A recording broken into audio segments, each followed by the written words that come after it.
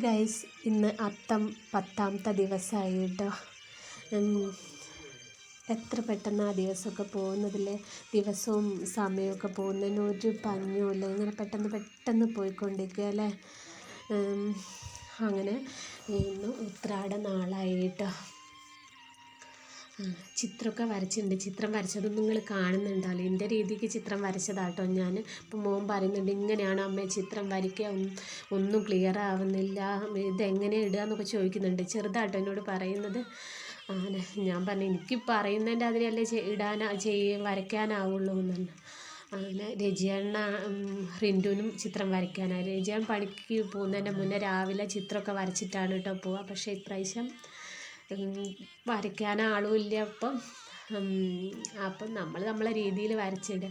അപ്പം ഞാൻ ചെട്ടിയൊക്കെ ഇങ്ങനെ പിച്ചിട്ടതാണ്. പക്ഷേ ഓൻ പറയുന്നത് പിച്ചിട്ട ഒരു ഭംഗി ഉണ്ടാവില്ല, ഞാൻ അരിയാന്ന്. അങ്ങനെ ഓൻ അരിയാനൊക്കെ കൂടുന്നുണ്ട് കേട്ടോ.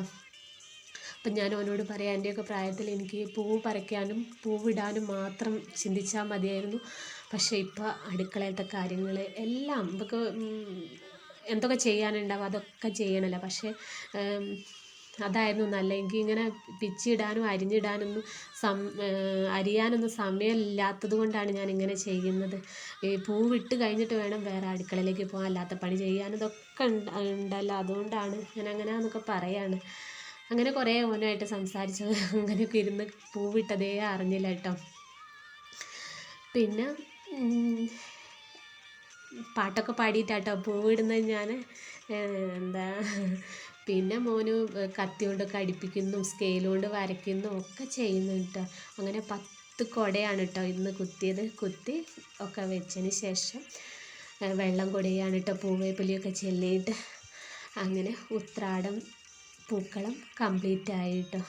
ഇതാണ് പൂക്കളത്തിൻ്റെ ഫൈനൽ സ്റ്റേജ് കേട്ടോ. പൂവിട്ടത് എങ്ങനെ നല്ല ഭംഗിയുണ്ടോ എന്ന് കമൻറ്റ് ചെയ്യണേ. അങ്ങനെ ഇന്നത്തെ വീഡിയോ ഇവിടെ